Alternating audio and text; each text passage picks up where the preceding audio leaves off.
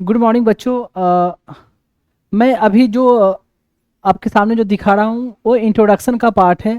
हालांकि जब ये वीडियो आपके पास जब अवेलेबल होगा तब तक मैं बता दूं कि मैंने पॉलिटी की जो पूरी सिलेबस है ऑलरेडी ख़त्म कर दिया है। मीन्स ऑफलाइन मैंने ऑलरेडी ख़त्म कर दिया है, पर ऑनलाइन जो आपको अवेलेबल हो रही है वो पूरी ख़त्म होने के बाद शॉर्ट शॉर्ट एक एक घंटे के वीडियो को फॉर्म में आपके पास अवेलेबल होगी।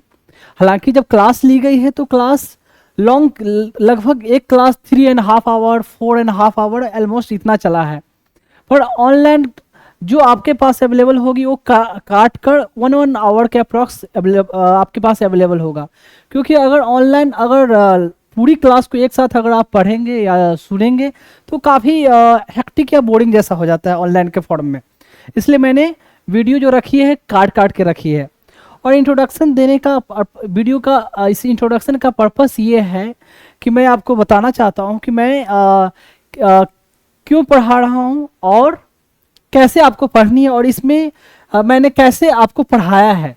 ये सब बातें मैं अभी शॉर्ट में थोड़ा बताऊंगा। बाकी डिटेल बातें तो मैंने जो पढ़ाया है वहाँ बीच बीच में हर जगह मेंशन है, बताया है मैंने। पहली बात मैं बता दूं कि मैं जो जिस लैंग्वेज को मैंने पढ़ाने में रखा है तो नोट्स के फॉर्म में या स्लाइड के फॉर्म में देखें तो मैंने कंप्लीट इंग्लिश रखी है, पर एक्सप्लेन करने में मैंने मिक्स लैंग्वेज का इस्तेमाल किया है, हिंदी एंड इंग्लिश। ये इस पर्पस से क्योंकि इंडिया के जो मैक्सिमम स्टेट का है तो मैक्सिमम स्टेट में मैक्सिमम बच्चे हैं कुछ को छोड़कर जो हिंदी समझ लेते हैं। खासकर जो गांव-गांव से जो बिलोंग करते हैं, जिनको या जो एफर्ट नहीं कर सकते, तो ऐसे बच्चे को समझने में आसानी हो, इसको देखते हुए मैंने इसे एक्सप्लेन हिंदी और इंग्लिश मिक्स में किया है। हालांकि मैं बता दूं कि मैंने जो पढ़ाई की है मैंने इंग्लिश में ही पढ़ी है। मेरे लिए भी हिंदी में एक्सप्लेन करना बहुत सारे बातों को डिफ़िकल्ट हुई है। तो कोई नहीं, फिर भी मैंने जितना हो सका है अच्छे तरीके से डिटेल तरीके से मैंने एक्सप्लेन करने की कोशिश की है। एक तो ये कि वो मैंने इस लैंग्वेज को प्रीफर किया, ठीक है। दूसरी बात मैं बता दूं कि जो मैंने चैप्टर जो पढ़ाया है तो आपको जैसे बुक में जो चैप्टर दी होती है कि एक चैप्टर नाम है उस चैप्टर के बारे में, ठीक है, पर ये पॉलिटी जो है समझने के हिसाब से देखा जाए तो ऐसे पढ़ाया नहीं जा सकता। ऐसे पढ़ाया नहीं जा सकता। मैं अपना एक्सपीरियंस भी बता रहा हूँ उस आधार पर, और जैसे जैसे डिफरेंट डिफरेंट इंस्टीट्यूट में पढ़ाई जाती है उसके आधार पर। क्योंकि मैं आपको बता दूं कि मैं बड़े बड़े इंस्टीट्यूट या ऑर्गेनाइजेशन गवर्नमेंट हो या प्राइवेट में हर जगह से बिलोंग कर चुका हूँ, तो मुझे पता है कैसे कहाँ क्या होती है। तो अगर मैंने एक चैप्टर को पढ़ाया है ना तो नोट्स के फॉर्म में बता दूं या जो स्लाइड के फॉर्म में जो मेंशन है आपको, वो एक चैप्टर के लिए पूरी मैंने नोट्स के फॉर्म में मेंशन किया है। पर एक चैप्टर को पढ़ाते वक्त मैंने डिफरेंट कई चैप्टरों को कवर किया है। जैसे उसमें कोई नाम भी आया, कोई डिटेल कुछ के बारे में आया, तो उसको मैंने डिटेल उसी समय मैंने खत्म कर दिया है। तो ऐसा नहीं है कि आप जब एक चैप्टर को मैं पढ़ा रहा हूं तो इस चैप्टर पर फोकस करोगे, क्योंकि अगर मैं सारे चैप्टर को या डिफरेंट सब्जेक्ट को भी बोलूं, अगर उनको लिंक करके ना पढ़ाऊं तो फिर एक टीचर को पढ़ाने का कोई मतलब ही नहीं बनता। बुक में तो सेम चीज वैसे मेंशन है तो कोई भी पढ़ ले, तो टीचर की क्यों जरूरत है? टीचर की जरूरत है कि आप अच्छे तरीके से समझ सके, और अच्छे तरीके से आप तभी समझ सकोगे जब मैं सारे को आपको लिंक करके पढ़ाऊंगा, ठीक है। तो आप इसका इंतजार आप नहीं करोगे कि वो चैप्टर जब आएगा तो ही मैं पढ़ूंगा। मैं क्लियरली बता दूं, मैंने अगर मेरा आप 1 घंटे का वीडियो अगर आप सुनते हो तो उसको आपको कवर करने के लिए 4 to 5 आवर आपको पढ़ना पड़ सकता है। जैसे कि एक चैप्टर सिंपल नाम मैं देता हूं, सपोज मैं पढ़ा रहा हूं हिस्टोरिकल बैकग्राउंड इंडियन पॉलिटी की पहली चैप्टर है, उसे पढ़ा रहा हूं। तो उसे पढ़ाने में हिस्ट्री के बहुत सारे चैप्टरों की बात आती है, तो मैं वहां उसको जाकर मैंने कवर किया है। तो जब भले ही आप ये चैप्टर एक पढ़ रहे हो, पर जब मैंने उन हिस्ट्री वाले पर्सपेक्टिव को भी कवर किया है, मॉडर्न हिस्ट्री हो या एंशिएंट हो, व्हाटएवर हो या मिडिवल हो, ठीक है, या कोई फिजिक्स का मैटर या केमिस्ट्री का मैटर, व्हाट एवर। तो जब मैंने वर्बली कवर किया है ना, तो आपकी ये रिस्पॉन्सिबिलिटी बनती है कि आप बुक में उस चैप्टर के बारे में जाओ, जो मैंने पढ़ाया वहां से आप पढ़ो। अब जब भी जाके पढ़ोगे तो जितनी बातें मैंने पढ़ाई, अगर उसको ध्यान से पढ़ा, अगर रिटेन रखा, तो आप उस चैप्टर को इजीली वे में आप समझ सकते हो, समझने में कोई डिफिकल्टी नहीं होगी। हालांकि मैंने कोशिश की है डेप्थ में जाने की, पर कभी कभी ये भी हो सकता है कि मैं हर एक पॉइंट को वर्बली कवर ना कर पाऊं दूसरे चैप्टर से रिलेटेड। जैसे जिस चैप्टर को मैंने नोट्स के फॉर्म में कवर किया है, उसे डिटेल तो मैं गया ही गया, इतना डिटेल मैं जा चुका हूं कि उतना डिफरेंट बुक्स में भी आपको नहीं मिलेगी, उस चैप्टर पर्सपेक्टिव से बोलूं। पर जिसको मैंने वर्बली कवर किया है ना, तो उसको माइट भी मैंने पूरी जितनी बुक है उससे बियॉन्ड नहीं गया, ठीक है, पर आपको बुक में जाकर पढ़नी है और आपको समझकर उसको याद करना है, ठीक है। तो ऐसे, तो इसलिए मैंने बोला ना कि आप अगर सर्च कर देखोगे ना, तो सर्च करके कुछ चैप्टर का नाम ही आएगा, पर ऐसा लगेगा कि एक चैप्टर को रहते हुए बड़े में जब आप सुनोगे ना अगर, तो लगेगा कि बहुत सारे चैप्टर खत्म हुई है, ठीक है। तो इसलिए मैंने ये बता दिया कि आपको उतनी मेहनत करनी है साथ में। और इस एग्जाम को, जो एग्जाम के लिए मैं पढ़ा रहा हूँ सिविल सर्विसेज के लिए, तो इस एग्जाम को क्वालिफाई करने के लिए कोई शॉर्ट फंडा नहीं होता या कोई क्रैश कोर्स नहीं होता है कि कोई किसी को 1 मंथ का कोर्स करा दे और you will be able to qualify. Nothing happens like that, I am telling you clearly, मैं आपको क्लियरली बता दूं। इस एग्जाम की छोड़ दो, यहां तक कि कोई ग्रुप डी के एग्जाम के लिए भी बात कर दूं ना, तो उस एग्जाम को क्वालिफाई करने के लिए किसी को 1 महीने का क्रैश कोर्स करवा दिया जाए और वो क्वालिफाई हो जाए, ऐसा नहीं होता है। अगर कोई ऐसा करते हैं तो आप खुद समझ लो ऐसा नहीं हो सकता। जब तक आप पहले से डेप्थ में नहीं गए हो, पढ़े नहीं हो, तब तक क्वालिफाई नहीं कर सकते। जब मैंने यहां पढ़ाया है तो मैंने प्रीलिम्स, मेंस, इंटरव्यू, ठीक है, प्रीलिम्स, मेंस, इंटरव्यू तीनों को पर्सपेक्टिव को देखते हुए मैंने कवर किया है कि प्रीलिम्स को ऐसा नहीं कि जब पढ़ाई जाती है तो प्रीलिम्स के लिए अभी पढ़ेंगे, मेंस के लिए बाद में पढ़ेंगे और वो क्वालिफाई होने के बाद इंटरव्यू की तैयारी करेंगे। बिल्कुल नहीं, ऐसा नहीं होता है। तो बीच बीच में हर चीज को मैंने डिस्कस किया है, जो मेरा भी एक्सपीरियंस रहा है, एक तो ये सब चीज, तो सारी चीज को मैंने कवर की है। अब खुद पढ़ोगे, जब सुनोगे, देखोगे, तो आपको खुद ये पता चल जाएगा। देख, तो ये कोई, क्योंकि कुछ बच्चे ऐसे बोलेंगे कि मैं किसी चैप्टर को बहुत डिटेल में गया, बहुत डेप्थ में गया, तो क्यों डेप्थ में गया, मैं सब चीज दिखाऊंगा कि एग्जाम में कैसे कैसे क्वेश्चन पूछे गए हैं, कैसे लिखना है। जब ध्यान से वाकई में सुनोगे, क्वेश्चन देखोगे मतलब मैं सब दिखाऊंगा सामने, तो आपको लगेगा कि इतना भले ही डेप्थ में पढ़ाया है, पर ये इतना डेप्थ, ये भी फिर भी ऐसा नहीं कि बहुत डेप्थ है, इतना हमें जानना है। क्योंकि जिस एग्जाम के लिए पढ़ रहे हो ना, ऑफिसर के लिए, क्लास ए ऑफिसर, IAS, IPS, IFS और व्हाटएवर जितने सारे सर्विसेज उस एग्जाम के लिए पढ़ रहे हो, तो उस एग्जाम के लिए बच्चों के पास उतनी कैलिबर होनी चाहिए, क्योंकि उस ढंग से वहां आपको परफॉर्म करनी है, वहां काम करनी है। इसलिए मैं आपको बता दे रहा हूँ कि ऐसे आप कितने बच्चे सोचे हैं कि बहुत डिटेल टफ है, ये है, ये बकवास पढ़ा रहे, इतना जाने की जरूरत ही नहीं है। तो ऐसा अगर सोचोगे तो ऐसे क्वालिफाई होने से रहा नहीं हो सकते। जो फैक्ट है, जो फैक्ट बात है। अब कितना घंटा पढ़ना है, ये सब वो बीच बीच में मैं डिस्कस करूंगा। एक तो ये समझ गए कैसे पढ़ना, की लैंग्वेज में क्यों कवर किया और कितनी आपको मेहनत करनी है, ये बता दिया। मैं दूसरी बात मैं बता दूं कि मैं जो ये पढ़ा रहा हूं उसका पर्पस क्या है। उसका पर्पस मेरा क्या है कि बेसिकली ये पढ़ाना, एक तो बच्चों को मतलब जो गरीब बच्चे भी है वो भी समझ सके, एक तो ये, ठीक। दूसरी बात, इसको पढ़ाने का मेरा एक और पर्पस क्या है कि मुझे एक तरह से मैं बता दूं कि फंड रेज करना। उन बच्चों के लिए मैं फंड रेज करना चाहता हूं जो बच्चे ऑर्फेन या अनाथ है, जिनके कोई नहीं है दुनिया में, माँ बाप कोई नहीं है, ठीक है। तो उन बच्चों के लिए मैं फंड रेज कर रहा हूं।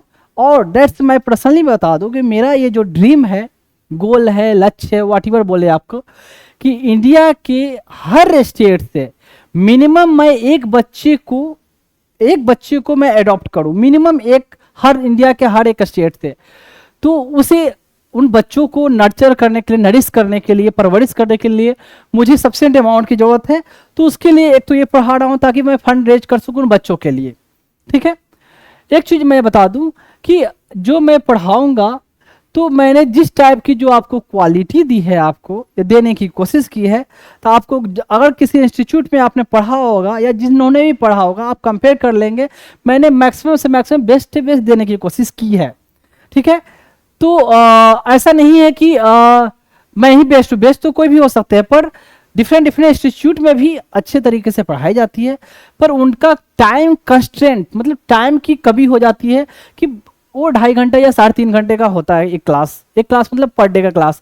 तो 9 महीने 10 महीने 11 महीने में सिलेबस खत्म करते हैं, तो कैसे खत्म कर पाएंगे? मैं भी रह चुका हूँ वहां से, तो मुझे पता है, पर मेरे पास ऐसा कोई रिस्ट्रिक्शन है नहीं, तो मैंने पूरी डिटेल में पढ़ाई है। तो मैं बता रहा था उन बच्चों को, फंड बच्चों के लिए देखिए, आप कितने लोगों ने मुझे बोला कि आप कितना भी अच्छा पढ़ा लो, आप फंड रेज नहीं कर सकते ऑनलाइन के जरिए। ट्रू, चलो कोई मान लिया भी जाए, पर जिनको ये खुद रियलाइज होगा वो खुद देंगे, कोई कंपलसरी नहीं है। और कि कोई ऐसा मेरे पढ़ाने में ऐसा नहीं है कि जब तक आप लिंक को पेमेंट नहीं करोगे आप आगे देख नहीं सकते। आराम से सबके लिए ओपन है, सब लोग देख सकते हैं, उसमें कोई रिस्ट्रिक्शन नहीं है। तो देने की जब इच्छा हुई, जो मैं काम कर रहा हूँ, मैंने भी कभी नहीं सोचा था कि I will be able to do this thing, या मुझे ये काम करूंगा। जैसे आम लोगों की तरह सबकी होती है कि एक अफसर बनकर बढ़िया से एक अच्छी तरीके से लाइफ गुजारनी है। मैंने भी लगभग जब आप लोग की उम्र में था तो ऐसे ही सोचा था, पर कब लाइफ में क्या चेंज हो जाती है पता नहीं होता, और कब हो जाता है। तो ऐसे जिनको खुद लगेगा अगर ईश्वर ने, खुदा ने, अल्लाह ने, वाहिगुरु ने और जीसस ने जब मुझे ये अपने आप में मन में ये करने के लिए लाया भावना, तो सामने वाले के मन में खुद आ जाएगी। ठीक है, तो ये है। एक बात और बता दूं, जो चैनल हो गई या यूट्यूब की चैनल, फेसबुक, ट्विटर, इंस्टाग्राम, उसके बारे में डिटेल, वो मैं चैप्टर जब खत्म होगा, चैप्टर खत्म मतलब इस टॉपिक को या हर क्लास के खत्म होने के बाद मैं उसको दिखा दूंगा। और अभी जो वीडियो अब अवेलेबल होगी इंट्रोडक्शन वाली, लगभग ऑलमोस्ट हर क्लास में मुझे ये डालना पड़ेगा, फिर बाद में ऐसा होगा कि मैं नहीं डालूंगा। ठीक है, तो एक तो ये जो भी पेमेंट का ऑप्शन है वो स्क्रीन पर ये यूपीआई आईडी या जो भी आपका हो बार कोड, वो आपको दिख जाएगा। आप जो भी पेमेंट करो, आप एज ए फी पेमेंट करो, भले आपकी मन है या ना माने, नहीं मन है तो मत करो, ये आपकी विश है। ठीक है, लेकिन मैं आपको बता दूं, आप जो भी पेमेंट करें तो मुझे एज ए गुरु मानकर भले ना करे, या फी मानकर ना करे, या करें आपको या फिर भी ना करे, तो ये मान कर करे कि आप एहसान कर रहे हो मुझ पर, आप मान सकते हो, मुझे कोई प्रॉब्लम नहीं है। मीन्स आप ये मान सकते हो कि आपने पेमेंट कर कर विकास कुमार पर एहसान किया, पर मैं आपसे ये रिक्वेस्ट करूंगा, तो उन बच्चों पर ये मानकर आप मत पेमेंट करना कि उन बच्चों पर एहसान कर रहे हो। क्यों मैं आपसे ये बोल रहा हूँ? क्योंकि मैं जो काम कर रहा हूँ ना, मैं एक्सेप्ट ये नहीं करता हूँ कि मैं जो कर रहा हूँ उन बच्चों पर एहसान कर रहा हूँ, बिल्कुल नहीं। हमें ईश्वर ने दिया, खुदा ने, भगवान ने, जीसस ने, वाहिगुरु ने हमें इतनी ब्रेन दी, तो इसलिए मैं ये कर पा रहा हूं। अगर वो नहीं दे पाते तो मैं नहीं कर पाता। ठीक है, तो जो भी दिया हुआ उनका है, इसलिए मैं कर पा रहा हूं। तो इसलिए वो बच्चे बेचारे ऑलरेडी बहुत एहसान में जब रह चुके हैं। एक बच्चे को बिना माँ बाप का पलना बड़ा होना कितना डिफिकल्ट होता है, खुद सोच कर देखो। जब एक बच्चे की माँ चली जाए या 1-2 दिन के लिए, तो कितना बच्चा रोता है, तो उन बच्चों की हालत क्या रही होगी। तो इसलिए आप मुझ पर एहसान मान सकते हो, मानना कोई प्रॉब्लम नहीं है। आई विल एक्सेप्ट डेट, आपने मुझे जो भी दिया, फी दिया, इवन 1 रुपया भी आप देते हो मुझे, तो मैं मानूंगा कि आपने एहसान किया। पर ये मत मानना कि आपने बच्चों पर एहसान किया, क्योंकि वो बच्चे ऑलरेडी एहसान में दबे हुए हैं। एक चीज और, जो भी आप पेमेंट करेंगे वो मैं बाद में दिखाऊंगा, तो उसमें मैं आपसे गुजारिश करूंगा कि आप अपना नाम मेंशन कर देंगे और अपना प्लेस जहां से आप बिलोंग करते हो, and your number if your wish, अगर आपकी विश है तो अपना नंबर उसमें भी मैसेज के साथ डाल सकते हो। नहीं डालना चाहते तो एटलीस्ट नाम एंड प्लेस जहां से आप बिलोंग करते हो। ठीक है, तो ये मेरा पर्पस मैंने बताया, और पर्पस, दोनों पर्पस सारे लोगों के बेनिफिट के लिए। एक चीज और, जो मैंने पढ़ाया है तो सिर्फ ऑफिसर बनने के हिसाब से नहीं पढ़ाया, सिर्फ इसमें मैंने बीच बीच में हर चीज, मैंने लाइफ के हर पर्सपेक्टिव को कवर किया है, कि सिर्फ ऑफिसर बनना नहीं, एक अच्छा इंसान बनना मैंने अपने बच्चों को सिखाया, जो आप लोगों को मैं सिखाया है इस अपने क्लास के जरिए। तो कहते हैं डिफरेंस होता है विद्वान, गुणवान एंड बुद्धिमान।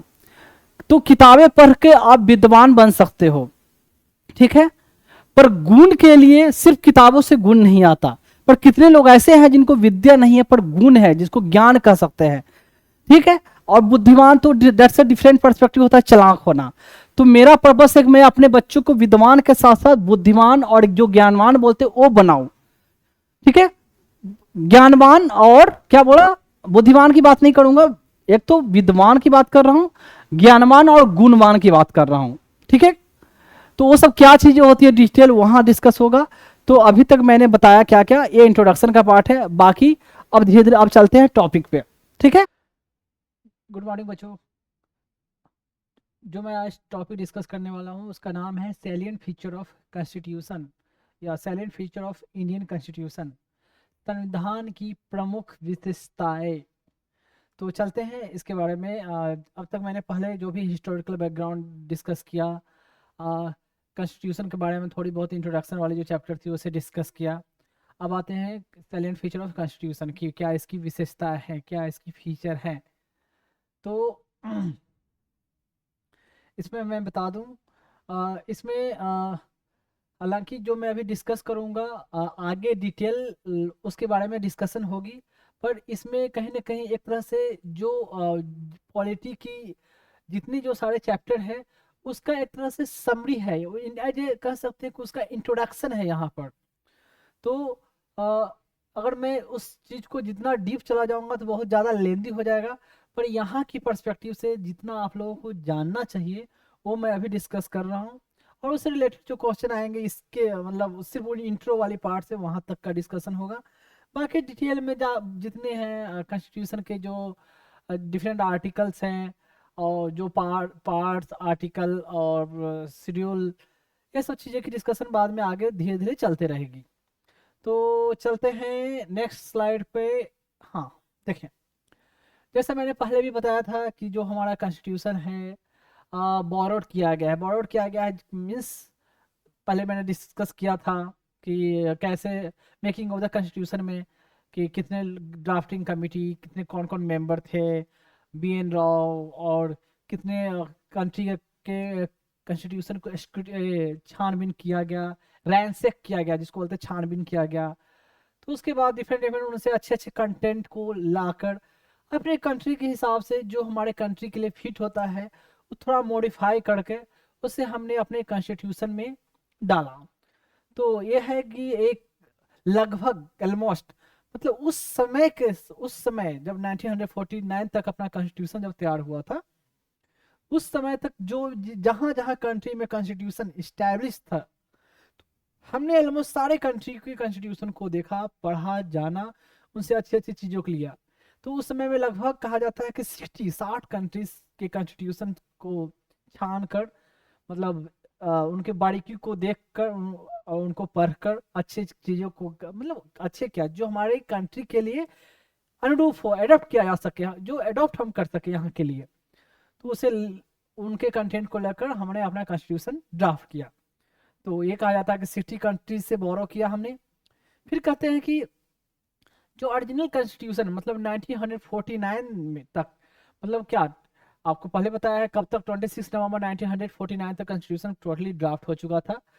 तो उसके बाद आज तक कई चेंजेस जिसमें मतलब अमेंडमेंट होते रहे हैं। अमेंडमेंट को मतलब आपको तो तो ये जो कहते हैं कि अब तक मतलब लगभग 28 सितंबर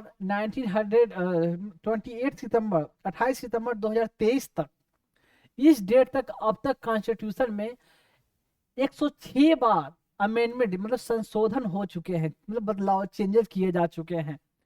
अब मैं थोड़ा यहाँ बता दूं 106 टाइम अमेंडमेंट हो चुके हैं, लेकिन इसको चेंज करने के लिए कई बार बिल कई आए, तो कुछ ऐसे हुए जो बिल पार्लियामेंट में लाया गया पर वो एक्ट में मतलब उस पर लोगों की मतलब पार्लियामेंट में सहमति नहीं हो पाए, जो उसका वोटिंग में मतलब लोकसभा राज्यसभा में वो बिल पास नहीं हो पाया, तो एक्ट नहीं बन पाया। तो इसलिए अगर आप देखेंगे तो जैसे कि अगर कोई अभी जैसे 106 अमेंडमेंट 106 टाइम्स अमेंडमेंट हो चुकी है, अभी जो पार्लियामेंट में रिसेंटली जो बिल लाया जा रहा है ना तो उसका नंबर 107 नहीं है, 107 अमेंडमेंट बिल, वो है 126 अमेंडमेंट बिल। लेकिन जब वो एक्ट के रूप में जब अगर पास हो जाता है और एक्ट के रूप में अगर कॉन्स्टिट्यूशन में मेंशन होता है, तो 126 बिल जो है 107th अमेंडमेंट के रूप में कॉन्स्टिट्यूशन में मेंशन किया जाएगा। जैसे बीच में बहुत सारे जो बिल लाए गए थे, तो उसको कुछ कारण से, या तो जो मैंने बोला मेजोरिटी का सपोर्ट नहीं थी, या सुप्रीम कोर्ट ने उसे नल एंड वॉइड कर दिया, तो वो एक्ट में नहीं बन पाए। जैसे अभी जो देखते हैं हम न्यूज़पेपर में कि one nation one election one की चर्चा हो रही है, उसके लिए पार्लियामेंट में बिल लाया जा चुका है, डिस्कशन चल रही है। तो वो 107th अमेंडमेंट नहीं है, 126 अमेंडमेंट बिल है। अगर वो एक्ट के रूप में आ जाती है, एक्ट बन जाता है, तो अमेंडमेंट कहलाएगा 107th अमेंडमेंट एक्ट। देखिए 106 एटलीस्ट कम से कम आपको रिसेंट वाले जो अमेंडमेंट है ना, पूरी तरह से आपको पता होना चाहिए कि 100 अमेंडमेंट एक्ट 101, 102, 103, 4, 5, 6 किस चीज़ से रिलेटेड है। तो मैं थोड़ा थोड़ा रफली हल्का हल्का बता दूं। आप देखेंगे 100 कॉन्स्टिट्यूशनल अमेंडमेंट जो ये 100 कॉन्स्टिट्यूशनल अमेंडमेंट एक्ट जो था, वो रिलेटेड था बांग्लादेश के साथ हमारा इनक्लेव, मतलब टेरिटरी को एक्सचेंज किया गया। कुछ टेरिटरी उनकी हमने ली, कुछ हमारी टेरिटरी उनके तरफ गई। तो बहुत सारे बॉर्डर डिस्प्यूट बहुत दिन से चले आ रही थी, मतलब जब से बांग्लादेश क्रिएट हुआ था।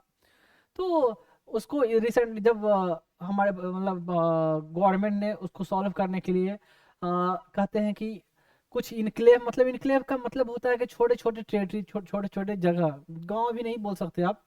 तो कुछ उनका था कि मांग था कि ये हमारे हिस्से में पड़ते हैं, यहाँ मुस्लिम लोग ज़्यादा हैं, बांग्ला बोलने वाले ज़्यादा हैं। यहाँ के लोगों का कुछ था कि भाई उधर हिंदू मेजोरिटी है या कुछ और है, हमारा उनके साथ कल्चरल टाई है, ऑलरेडी लिंकेज है, तो हमारे एरिया में होना चाहिए, मतलब हमारी तरफ होना चाहिए। तो ये डिस्प्यूट बहुत दिन से चलती आ रही थी, तो उसको उस अमेंडमेंट के द्वारा टेरिटरी को एक्सचेंज किया गया, निक्लेफ को थोड़ा एक्सचेंज किया गया, तो उसके द्वारा वो सेटल किया गया था 100 कॉन्स्टिट्यूशनल अमेंडमेंट एक्ट। 101 के बारे में GST I, goods and service tax. तो पता होगा कि सारे इनडायरेक्ट टैक्सेस को एकुमुलेट कर, मतलब एक जगह लाकर जीएसटी के रूप में उनको बनाया गया। सारे कंट्री में inform tax system, tax regime लाया गया। तो 101st कॉन्स्टिट्यूशनल अमेंडमेंट एक्ट था।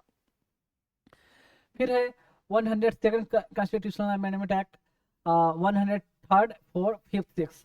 तो मैं अभी बता दूं 106 के बारे में, पहले अभी रिसेंट वाली भी बता देता हूँ। 106 जो है, ये है वुमेन को जो देखते हैं कि आपको 1/3 रिजर्वेशन मिला, कि इलेक्शन, पार्लियामेंट के इलेक्शन में हो या स्टेट लेजिस्लेचर के इलेक्शन में हो, तो इसमें वुमेन को 1/3 सीट फिक्स कर गई, कि 1/3 फीमेल रिप्रेजेंटेटिव हो गई। 106 वाली थी ये। फिर है आपका 105, 4, 3 अभी बचा है, 2 भी बचा है। हाँ, तो इसके बारे में मैं अभी बता देता हूँ।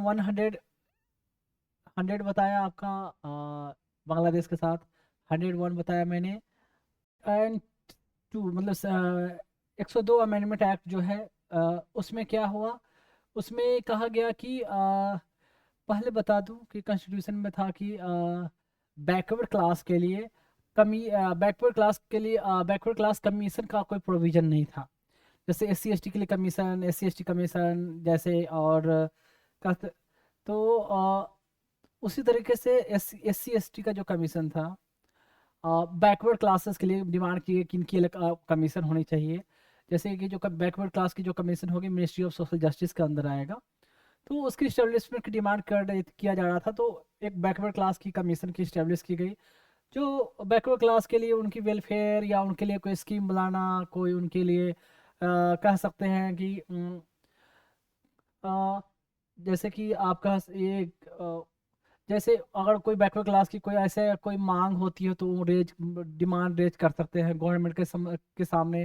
बैकवर्ड क्लास के रिप्रेजेंटेटिव के तौर पर कुछ डिमांड रख सकते हैं। तो चाहे होता है कि बैकवर्ड क्लास कमीशन जो होती है, वो पूरे कंट्री में उनकी बैकवर्ड क्लास के लिए जो है उनका कंडीशन कैसा चल रहा है, ग्रोथ कितना हो रहा है, डेवलपमेंट कितना हो रहा है, और कितने रिप्रेजेंटेटिव उनको जा रहे हैं, या जॉब में कितना रिप्रेजेंटेटिव है। तो ये सब चीज़ों को डाटा कलेक्ट करना या उनकी डिमांड को रखना, तो गवर्नमेंट के सामने, तो बैकवर्ड क्लास का ये वर्क होता है। साथ में इनका ग्रोथ को ध्यान में रखकर कुछ स्कीम लाना, वेलफेयर स्कीम लाना, तो बैकवर्ड क्लास कमीशन ये सब चीज़ को देख रेख करते हैं। तो बैकवर्ड क्लास कमीशन स्पेशल इनके लिए न्यू कॉन्स्टिट्यूशन में एक प्रोविजन रखा गया कि एक कमीशन होगी जो बैकवर्ड क्लास के लिए स्पेशल होगी।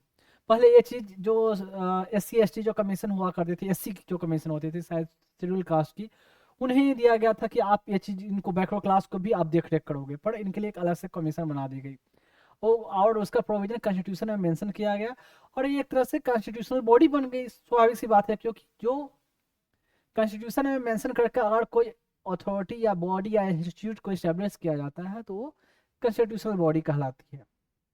ये हुआ था 102nd के बारे में। फिर 103rd में कहा जाता है कि 103rd में कहा गया कि जो इकोनॉमिकली वीकर सेक्शन क्लास है, मतलब जैसे कि जनरल क्लास में भी जो इकोनॉमिकल वीकर सेक्शन क्लास है उनको 10% रिजर्वेशन दी जानी चाहिए। तो एजुकेशन में या जॉब में उनको रिजर्वेशन की ज़रूरत है। तो ये provision 103rd constitutional amendment act के द्वारा लाया गया था। 104th कॉन्स्टिट्यूशनल अमेंडमेंट एक्ट में ये कहा गया, ये मेंशन किया गया कि जो स्पेशल कुछ था नहीं कि जो SC ST जो थे उनको लेजिस्लेटिव पार्लियामेंट में असेंबली में जो सीट रिजर्व है उनको फर्दर 10 ईयर के लिए एक्सटेंड कर दिया गया। तो हर बार देख रहे हैं कि 10 ईयर के लिए एक्सटेंड होते जाती है वो। 104 हो गया। 105 जो है, 105 में जो कहा गया कि भाई जो एजुकेशनली और सोशली जो बैकवर्ड क्लास के लोग हैं तो उनके लिए अगर आप कोई लिस्ट बनाना चाहते हो तो सेंटर की तो अपनी एक लिस्ट है ही इकोनॉमिकली और 105th अमेंडमेंट एक्ट में कि आप अपने हिसाब से एक लिस्ट प्रिपेयर कर सकते हो। हर स्टेट को ये परमिशन दी गई या इंडिपेंडेंस दी गई कि आप अपने स्टेट के लेवल पर जो सोशली बैकवर्ड क्लास है या जो एजुकेशनली बैकवर्ड हैं उनकी आप लिस्ट बना सकते हो। तो और सेंटर की तो अपनी लिस्ट रहेगी। तो कोई ज़रूरी नहीं है कि आपकी लिस्ट सेंटर की लिस्ट से मैच करे। आप अपने एरिया के हिसाब से वहाँ का क्या कंडीशन है तो उसके हिसाब से लिस्ट बनाएंगे और वो एक्सेप्टेबल होगा, मतलब गवर्नमेंट ऑफ इंडिया उसको जो आपकी लिस्ट रहेगी उसको एक्सेप्ट करेगी। तो 105th अमेंडमेंट। 106 के बारे में मैंने तो अभी बता दिया। 106 अमेंडमेंट एक्ट में क्या हुआ था कि जो वीमेन रिप्रेजेंटेटिव की बात कर रहा था कि 1/3 है जो सीट रिजर्व कर दी गई थी फीमेल के लिए।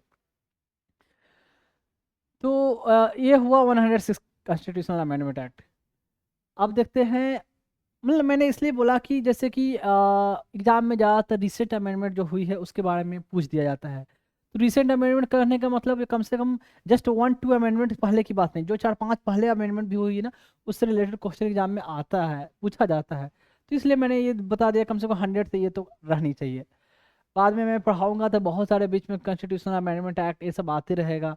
फर्स्ट कॉन्स्टिट्यूशनल अमेंडमेंट एक्ट 24, 25, 26, 42, 46, 73, 74, 86, मतलब ऐसे ऐसे बहुत सारे बीच बीच में आते रहेंगे, वो धीरे धीरे डिस्कस करता रहूँगा। तो ये चीज़ रही रिसेंट की जो है वो आपको जाननी चाहिए। अब है 42nd अमेंडमेंट एक्ट जो 1976 में हुआ। देखिए बहुत मेजर मेजर जो चेंजेस हुए थे ना, फर्स्ट कॉन्स्टिट्यूशनल अमेंडमेंट एक्ट जो स्टार्टिंग में हुआ, 7th कॉन्स्टिट्यूशनल अमेंडमेंट एक्ट हुआ, 42, 46, 73, 74। तो ये सब कॉन्स्टिट्यूशनल अमेंडमेंट को मेजर चेंजेस कहा जाता है। क्यों? क्योंकि देखिए 7th कॉन्स्टिट्यूशनल अमेंडमेंट एक्ट जब हुआ तो उसमें क्या हुआ कि स्टेट रीऑर्गेनाइजेशन एक्ट की बात की गई, मतलब बहुत सारे स्टेट को फॉर्म किया गया उस समय लिंग्विस्टिक बेसिस पर, मतलब लैंग्वेज के बेसिस पर जो भी हो स्टेट को तोड़ा गया, जोड़ा गया, तो कुछ को एरिया बढ़ाई गई, ऐसे ऐसे बहुत सारे स्टेट को फॉर्मेशन हुआ उस समय। तो उसमें कॉन्स्टिट्यूशन में बहुत सारे चेंजेस की गई थी। तो that's was 7th constitutional amendment act.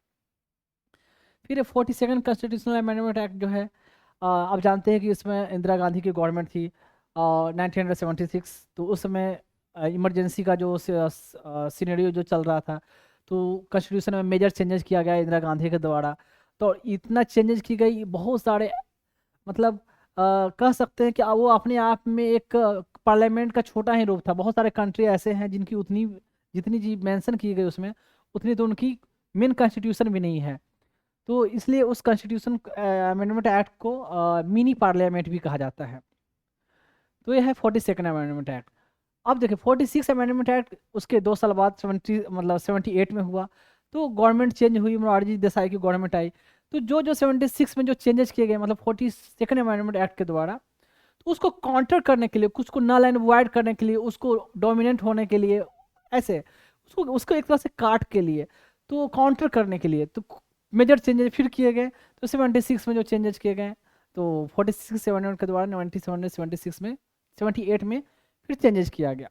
तो हालांकि वो जो चेंजेस किए गए इतनी बड़ी नहीं थी जितनी 76 पे, मतलब 42nd अमेंडमेंट एक्ट, मतलब 42वें अमेंडमेंट एक्ट के द्वारा चेंजेस किया गया था।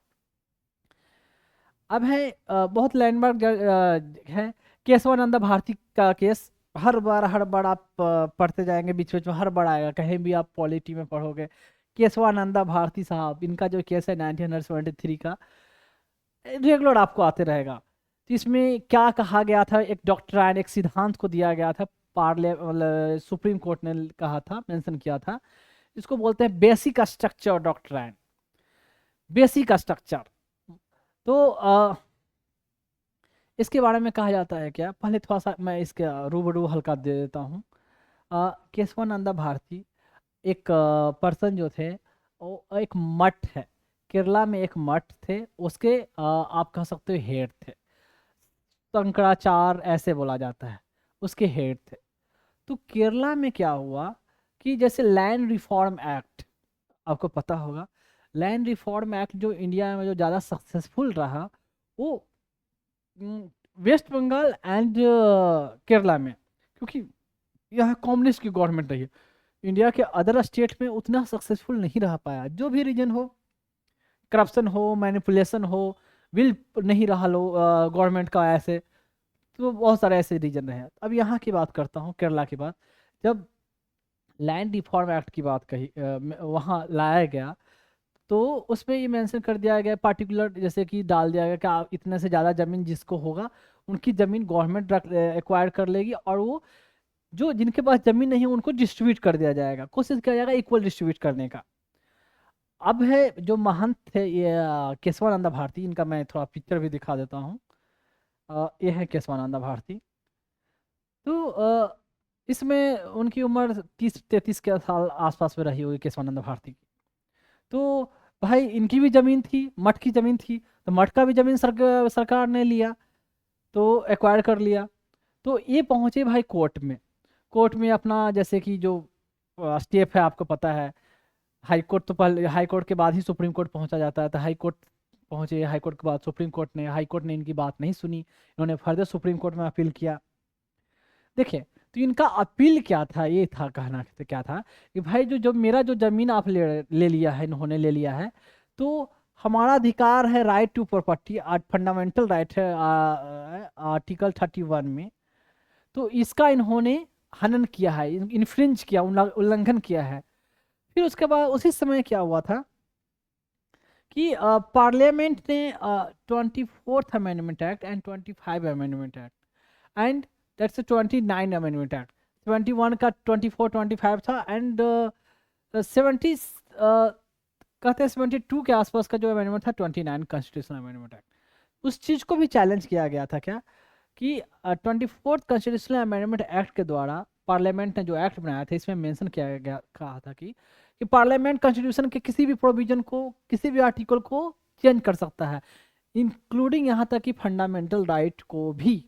पार्लियामेंट को इतनी पावर है, कुछ को भी चेंज किया जा सकता है, एक था।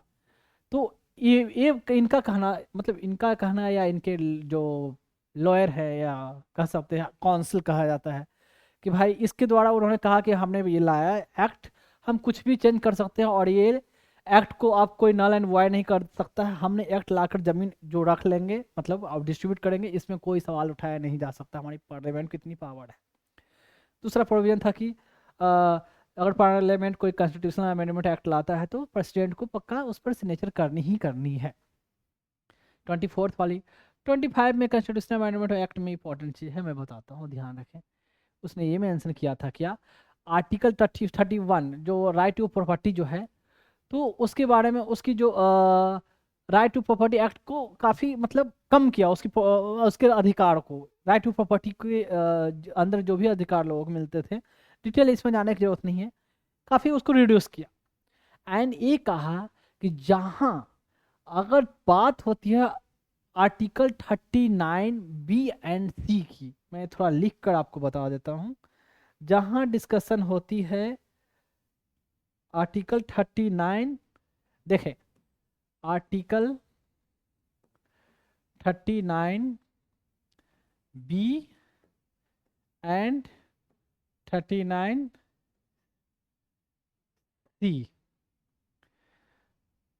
जहाँ ए फोर्स में आता है, और इसको इम्प्लीमेंट करने के चक्कर में या करते हुए अगर कोई अदर कॉन्स्टिट्यूशन के ऐसे आर्टिकल, फंडामेंट ऐसे आर्टिकल जैसे आर्टिकल 14 एंड 19, या तो ये आर्टिकल 14, 19 या 21 कहते हैं कि अगर अगर इसको इन्फोर्स इम्प्लीमेंट करने में, मतलब 39 बी एंड सी को इम्प्लीमेंट करते हुए अगर 14 मतलब राइट, मतलब जैसा सुन ले ऐसे 14, 19, 21 छोड़ते ऐसे, इसका इन्फ्रिंज में उल्लंघन होता है तो आप इसको चैलेंज नहीं कर सकते। कहने का मतलब ये था, पहले तो ये होता क्या है, 39 बी, ये directive principle of state policy में पढ़ाऊंगा। 39 बी बहुत छोटी सी एक लाइन है, बी में कहना है क्या कि जो रिसोर्सेस है ना, उसको इक्विटेबल डिस्ट्रीब्यूट किया जाएगा सबकी अच्छाई के लिए, जो कम्युनिटी के जो रिसोर्सेस है सब में बांटी जाएगी इक्वल तरीके से। मतलब सरकार ये कोशिश करेगी, गवर्नमेंट ये कोशिश करेगी कि जो कम्युनिटी के रिसोर्सेस है इक्वल तरीके से सब में बांट दिया, लोगों की अच्छाई के लिए इक्वल तरीके से बांट दिया जाए। 39 बी में है। 39 सी में क्या कहता है कि सरकार ये कोशिश करेगी कि किसी के पास कंसंट्रेशन ऑफ वेल्थ न हो, और जो प्रोडक्शन होता है, मतलब प्रोडक्शन का, जो प्रोडक्शन का जो स्रोत है ना, तो जो उत्पादन का जो स्रोत है या कह सकते हैं, तो एक तो प्रोडक्शन, मीन ऑफ प्रोडक्शन, और दूसरा मतलब उत्पादन का स्रोत, और दूसरा किसी के पास कंसंट्रेशन, सारे प्रॉपर्टी, कंसंट्रेशन ऑफ वेल्थ, मतलब वेल्थ मतलब कह सकते हो आप पैसे कह सकते हो एक तरह से, कि वेल्थ मतलब आप प्रॉपर्टी के फॉर्म में, monetary form, non monetary form, मतलब पैसे मतलब धन संपत्ति, किसी के पास, एक ही आदमी के पास तब ज़्यादा जमा ना हो, तो नहीं वेल्थ जमा हो और नहीं प्रोडक्शन करने का जो सोर्स है ना, मीन है ना, वो सिर्फ एक ही आदमी के पास ऐसा ना हो, ताकि ऐसा होने से लोगों का, दूसरे लोगों का, आम लोगों का इससे डिट्रीमेंट होगा, उनका हानिकारक होगा, उनको वो कह सकते हो, मतलब डिट्रीमेंटल इफेक्ट होगा, मतलब हानिकारक इफेक्ट होगा, मतलब उनके लिए खराब होगी एक तरह से, बस सिंपल भाषा में। तो दो चीज हुआ, बी में हुआ क्या कि सबको बांट देना है, सी में एक ही के पास सब चीज न रहे, धन संपत्ति एक ही के पास जमा खूब न रहे, और प्रोडक्शन का स्रोत भी उसके एक ही के पास जमा ना हो। तो ऐसा सरकार कोशिश करे कि ये चीज ना हो। अगर ये चीज करने के चक्कर में आर्टिकल 40 राइट टू, मतलब कहते हैं कि equality before law, equal protection of law, मतलब 14 जहां हम बात करते हैं ना इक्वलिटी की, बस राइट टू इक्वलिटी की बात करते हैं, तो जिसमें कानून, सब कानून के सामने सब लोग बराबर हैं, कानून का इक्वल प्रोटेक्शन किया जाएगा, लॉ का इक्वल प्रोटेक्शन ऑफ लॉ, ये कहा जाता है। 19 में कहा जाता है कि freedom of speech, expression, occupation, profession, assembly, association, ये सब की बातें 19 में कही जाती है, ठीक है। एंड 21 में कहा जाता है right to life with liberty. तो ये कहा गया कि बी और सी को जब इम्प्लीमेंट करने के चक्कर में ये सब चीज को अगर कभी नीचा आ जाए या इसका उल्लंघन हो, तो उसको कोर्ट में चैलेंज नहीं कर सकते।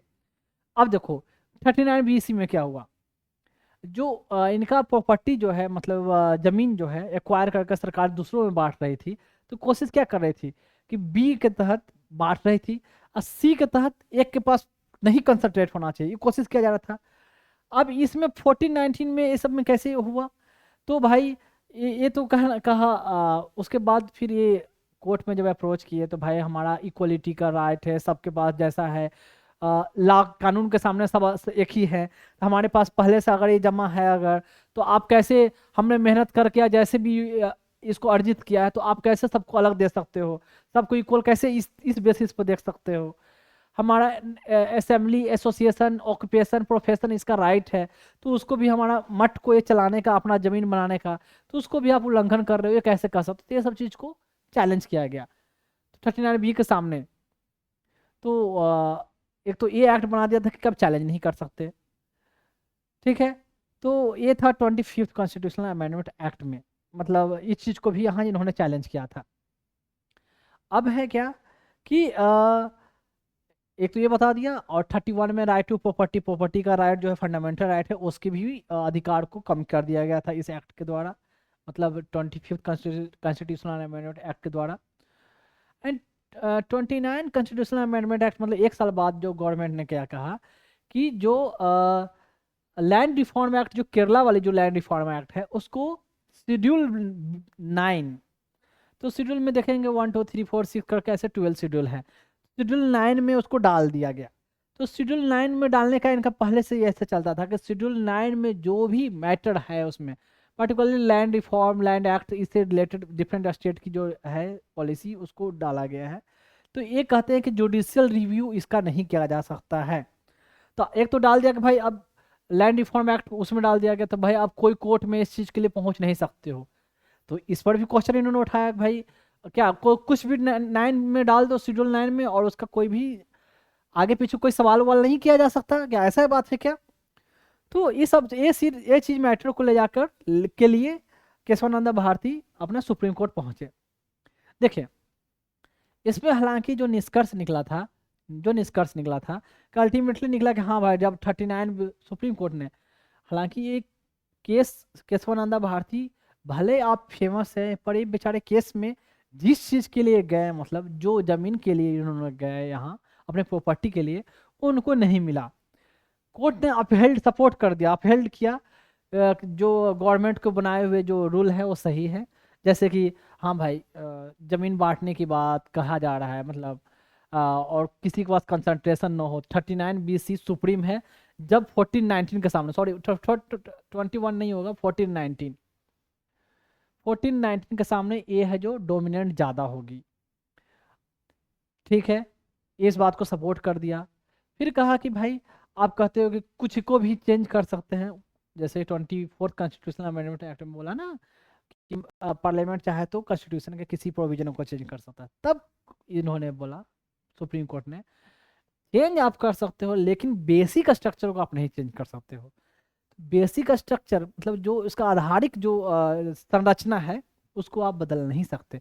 पहले से क्या था कि आधारिक संरचना है क्या पता नहीं है, तो कुछ कुछ रखा गया है भाई, कि जैसे कि धीरे धीरे हर डिफरेंट डिफरेंट जजमेंट में बताया गया कि बेसिक स्ट्रक्चर बताया नहीं गया। बेसिक स्ट्रक्चर जैसे सेकुलरिज्म,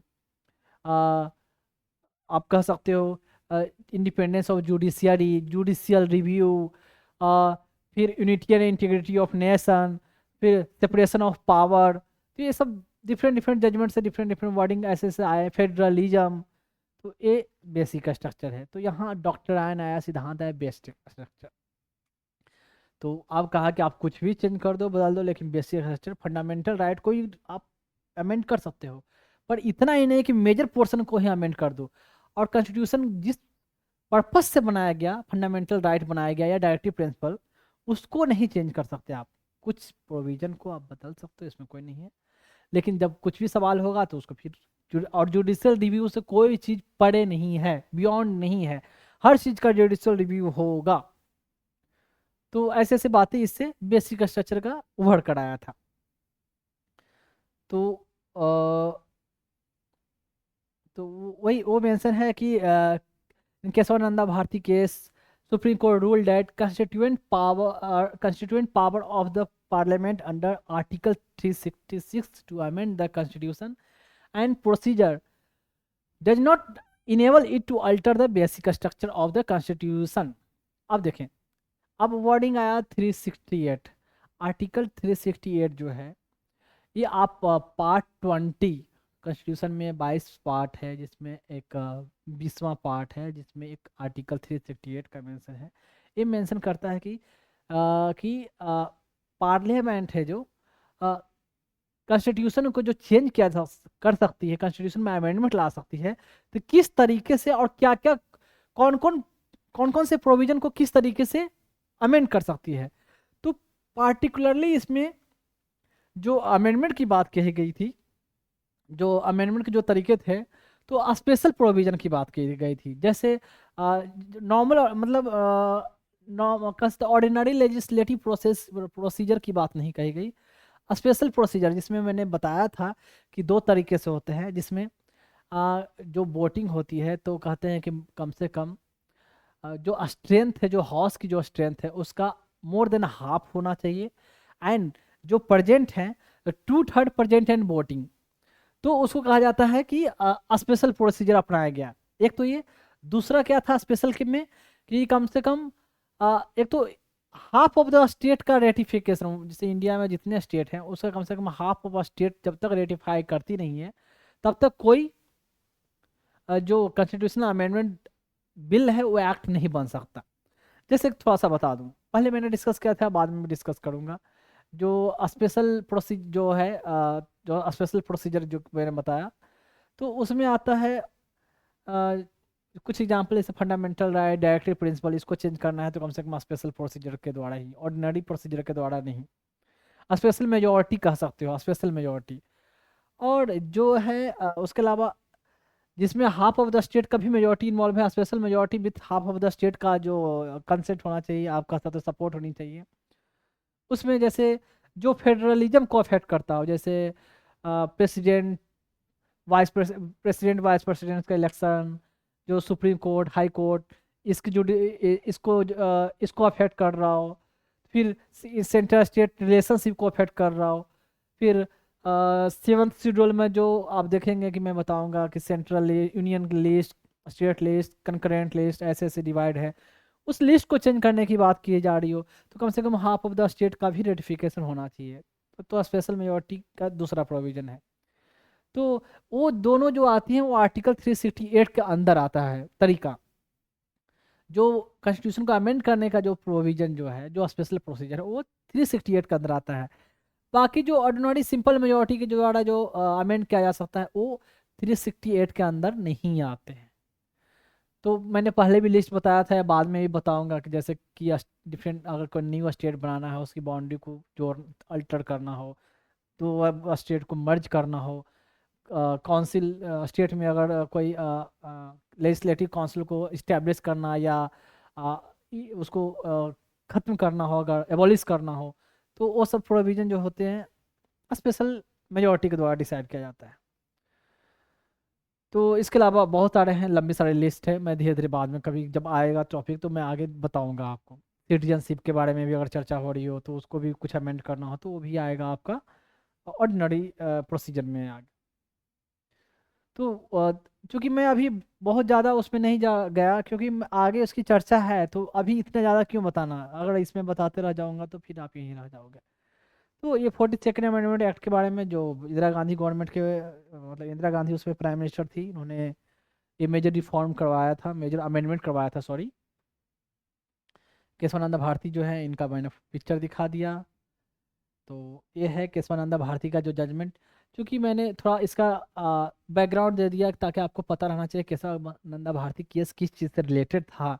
हर जगह आएगी basic structure doctrine Kesavananda Bharati, in judgment of Kesavananda Bharati Supreme Court propounded the basic structure doctrine, लेकिन पता नहीं रहेगा केस क्या चीज़ से रिलेटेड है, क्या था क्या नहीं था, बैकग्राउंड क्या था। तो पता रहे तो ज़्यादा बेटर रहती।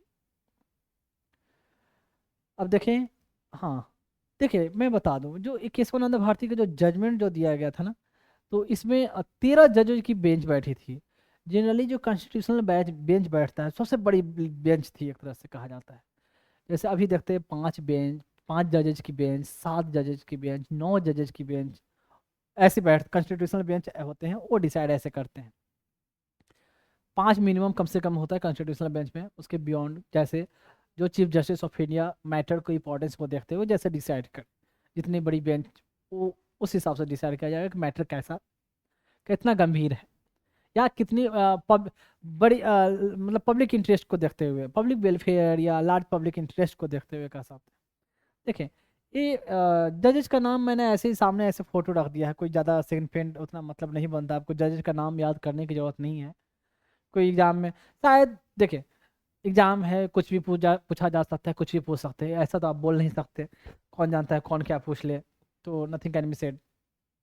तो देख ले, मैं थोड़ा थोड़ा बता दूं।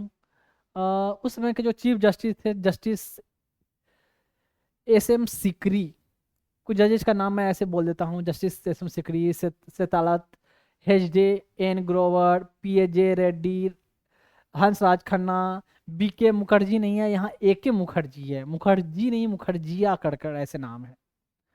फिर आपके और ये हैं, इन्होंने सपोर्ट किया था। और ये माइनॉरिटी, देखिए मैंने पहले ये बोला कि कोई भी जजमेंट आती है तो कुछ में ऐसा होता है कि सारे जजेज जो है उस जजमेंट को सपोर्ट करते हैं, कुछ जजेज उसके अगेंस्ट भी होते हैं। तो कोई जरूरी नहीं हो कि सारे जजेज का कंसेंट हो, मतलब उसमें सहमति हो। तो इसमें जो जो डिसीजन हुआ था देख ले, 1 2 3 4 5 6 7, 7 लोगों ने इस जजमेंट को सपोर्ट किया था मतलब। और 6 जजेज थे, इनका जो ओपिनियन था डिफरेंट था। तो 7:6 का रेशियो में जो जजमेंट हुआ था, पर 7 लोगों ने जो जजमेंट दिया उस चीज़ को माना गया। 6 लोग जो माइनॉरिटी में एक तरह से हो गए, तो इनकी जजमेंट को एक्सेप्टेड नहीं हुआ। तो फिर justice N Ray, Palekar, Mathew J Beg, ये देखिए जस्टिस एम एच बेग एकमात्र एक थे मुस्लिम जज थे, कभी पूछा भी जा सकता है जस्टिस एम एच बेग। और एक क्रिश्चियन जज थे के मैथ्यू। तो अब देखें जस्टिस द्विवेदी, जस्टिस चंद के वाई चंद्रचूड़, थोड़ा थोड़ा मैं ब्रीफली बता दूं। देखें, ये जस्टिस एस एम सिकरी है, इनके बेटे भी सुप्रीम कोर्ट के जज बाद में रहे, ए के सिकरी। बहुत फेमस जज रहे और अच्छा कंट्रीब्यूशन रहा ये जस्टिस ए के सिकरी। अब देखिए, ये जस्टिस के एस हेगड़े, इनके भी बेटे सुप्रीम कोर्ट के जज रहे बाद में, जस्टिस संतोष हेगड़े। फिर है justice P S Reddy, justice हाँ हंसराज खन्ना। अभी के जो सुप्रीम कोर्ट के जो चीफ जस्टिस हैं, जस्टिस संजीव खन्ना, ये इनके भतीजे हैं। मतलब संजीव खन्ना इनके भतीजे हैं, जैसे संजीव खन्ना। एंड संजीव खन्ना का ऑलरेडी फादर वादर जो भी है वो भी advocate supreme famous advocate already वो भी रह चुके हैं। बी के मुखर्जी हो गए। अब देखें, justice N Ray, justice Palekar, justice के एक के मैथ्यू, इनके बेटे हुए जस्टिस कुरियन जोसेफ, बहुत अच्छे जज, नो डाउट। उनका बहुत बड़ा, बहुत सारे मेजर मेजर मतलब अच्छे अच्छे जजमेंट आए हैं, बोल्ड स्टेप लिया है उन्होंने। तो फिर है जस्टिस बेग द्विवेदी। जस्टिस द्विवेदी जो हैं, इनके बेटे अभी जो सुप्रीम कोर्ट के एक सीनियर लॉयर हैं। और ये हैं जस्टिस वाई वी चंद्रचूड़। तो ये उस समय longest serving chief justice of Supreme Court रहे। उनके बाद इनके बेटे justice Chandrachud, D Y Chandrachud, जो अभी सुप्रीम कोर्ट के चीफ जस्टिस से रिटायर हुए। अभी के टाइम में जो सबसे ज़्यादा मतलब सबसे लॉन्गेस्ट जो टेन्योर जो चीफ जस्टिस के रूप में रहा, वो था जस्टिस डी वाई चंद्रचूड़। और ये उनके बाद सेकंड नंबर पर उनके फादर आते हैं। तो आप देख सकते हैं क्या, ये बताने का मकसद क्या हुआ कि ऐसा क्या है कि मतलब फादर भी वो जजेज रहे सुप्रीम कोर्ट के, बेटे भी। तो बार बार इस चीज़ को क्रिटिसाइज किया गया कलीजियल सिस्टम सिस्टम के बारे में, कि ये डिमेरिट है कि भाई कहीं ना कहीं फैमिली को ज़्यादा सपोर्ट किया जा रहा है, नेपोटिज्म ज़्यादा है वहाँ। कि फादर अगर सुप्रीम कोर्ट का जज बना है तो कहीं ना कहीं उसकी पहचान पैर भी वो काम आती है, और अपने बेटी को कहीं ना कहीं किसी न किसी तरीके से वहाँ घुसाते हैं। तो ये सब चीज़ कहना अभी हमारा कोई ओपिनियन नहीं है, मैं ये दिखाया। ऐसे से बहुत सारे बार बार आए, तो इसलिए national judicial appointment commission NJAC act लाया गया था। बाद में वो नल एंड वॉइड हुआ, वो तो बात की कहानी मैं आगे बताऊंगा। तो ये सिर्फ ये रूप अवेयर करवाया कि देखिए ऐसे सीनरियो ये, और इनके जो बाद में जो जनरेशन है वो भी सुप्रीम कोर्ट में। तो देखो यहाँ मैं ये बता दूं कि ये कहना मतलब ये हाँ नेपोटिज्म ये सब है, ये डिमेरिट है, ये मानता हूँ। पर बहुत सारे ऐसे भी रहे कि नेपोटिज्म होने के बाद भी उनके अगर बच्चे भी आए तो उन्होंने एक अच्छा कंट्रीब्यूशन दिया सुप्रीम कोर्ट में, मतलब कंट्री के लिए एक अच्छा कंट्रीब्यूशन दिया। ऐसा नहीं कि नेपोटिज्म रही तो कुछ माइट भी रहे होंगे, पर कुछ ऐसे भी रहे कि नेपोटिज्म होने के बावजूद में उसमें उनमें क्वालिटी बहुत अच्छी थी। ऐसा नहीं होगा कि उस समय जब वो बने होंगे कोई और में ये क्वालिटी नहीं होगी, वो बहुत सारे में होगी, पर नेपोटिज्म के कारण इनको फेवरेट मिला होगा, सपोर्ट मिला होगा, वाटी भर, हमें इसमें जाना नहीं है, हमें उससे मतलब नहीं है। जो अच्छी चीज़ें हैं मुझे वो दिखाना है। तो अब देखें, अब है थोड़ा, अब आता है फीचर्स पर। वो बाहर का थोड़ा सा अवेयर करवाया। अब एक एक कर कर मैं इसके जो पॉइंट है वो मैं बताता हूँ। तो सैलिएंट फीचर, तो प्रमुख विशेषताएं, पहला है लेंथियस रिटन कॉन्स्टिट्यूशन। सबको पता है हमारा कॉन्स्टिट्यूशन रिटन लिखा हुआ कॉन्स्टिट्यूशन है। यूके का कॉन्स्टिट्यूशन, ब्रिटेन का मतलब यूके का कॉन्स्टिट्यूशन, न्यूजीलैंड का कॉन्स्टिट्यूशन एंड इजराइल का कॉन्स्टिट्यूशन जो रिटन नहीं है, बताया था पहले। तो इतना लंबा है और उतने सारे आर्टिकल, इतने सारे मतलब शेड्यूल, डिफरेंट पार्ट में प्रियम्बल भी है, मोटी ग्रंथ हो जाती है तो लेंदी है, तो ये कहा गया। अब देखें, थोड़ा बता दूं कि जब कहा जाता है कि जब ओरिजिनल शुरू में जो कॉन्स्टिट्यूशन बना था, कब बना, 26 नवंबर वाली बात, तो उस समय जो थे 395 आर्टिकल थे, 22 पार्ट में डिवाइडेड था और 8 शेड्यूल था।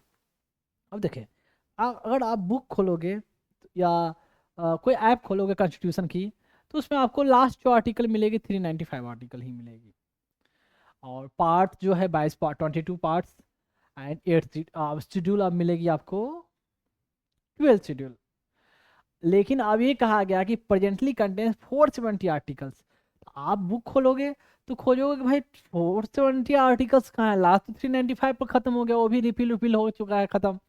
और यहाँ बोला जा रहा है 470 आर्टिकल्स, और पार्ट्स भी बोला जा रहा है 25 पार्ट्स, पार्ट्स में भी तो अभी भी 22 पार्ट्स ही हैं। चलो शेड्यूल तो एक्सेप्टेबल है, 8 शेड्यूल पहले था तो अभी 12 शेड्यूल दिखता है, 9 शेड्यूल, 9, 10, 11, 12 बाद में शेड्यूल आए हैं, वो मैं बाद में पिक्चर भी दिखाऊंगा। तो ऐसे देखिए, यहाँ समझें, 470 जो आर्टिकल्स है एंड 25 पार्ट्स है। देखिए, पहले 22 पार्ट्स थी, 25 पार्ट्स कहने का मतलब है क्या, जैसे पार्ट जैसे बताता हूँ, 1, 2, 3, 4, 4 के बाद आता है 4A। तो 4 में directive principle of state policy है, 4A में डाला गया था फंडामेंटल ड्यूटी को डाला गया। तो इस 4A को भी एक पार्ट के रूप में मानकर तो जाके धीरे धीरे 25 पार्ट हो जाते हैं।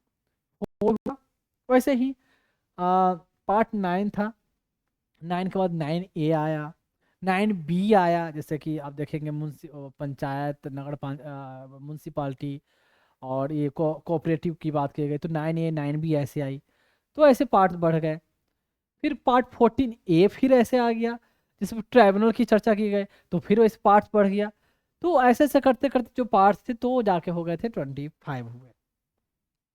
तो लेकिन नंबरिंग वाइज है, जो लास्ट का जो नंबरिंग रहेगा 4A 5 6 7 रिफिल हुआ ऐसे, तो 8 9 10 11 जो भी है, तो लास्ट में आपको 22 ही नंबरिंग मिलेगी। लेकिन जो सब सेक्स पार्ट आया उसको भी जोड़ कर बोला गया 25 पार्ट। अब आर्टिकल में देखें, फिर वैसे ही बात, 395 आर्टिकल, बीच में बहुत सारे आर्टिकल जैसे कि रिपील हो गए, तो जैसे 238 को है उसको रिपील कर दिया गया। नए आर्टिकल जैसे कि 73 74 कॉन्स्टिट्यूशनल अमेंडमेंट एक्ट में आर्टिकल 243 की चर्चा होती है। 243 में देखेंगे ABCDEFGHIJKLM ऐसे चलते रहता है, OPQRST जेड तक जाता है, जेड के बाद फिर 243 ZA ZB ZC ZG ऐसे ऐसे करके उतनी सारी लंबी सारी आर्टिकल हो जाती है। तो फिर 239 में भी 239A 239B ऐसे ऐसे हो जाता है, तो 323A, तो फिर तो ऐसे ऐसे सब आर्टिकल, मतलब उनका एक सब सेक्शन और बन जाता है, तो उनको भी एक आर्टिकल के रूप में फॉर्म में मानकर, तो आर्टिकल को ऐसे कैलकुलेट करके बोला गया कि टोटल अभी तक का आर्टिकल है 470, ये कहने का मतलब है, समझे। लेकिन आप नंबरिंग देखोगे तो लास्ट का आर्टिकल जो बुक में या कहीं भी 395 मेंशन होगा। तो ऐसे जोड़कर ये बना दिया है कि हो गए हैं इतने आज। और 95 से देखें, मतलब कॉन्स्टिट्यूशन 1949 में बना, उसके एक साल बाद से ही बड़ा बड़ा मतलब चेंजेज आना शुरू हो गए। 1951 से ही मतलब डिफरेंट डिफरेंट टाइप के चेंजेज आना शुरू हो गया।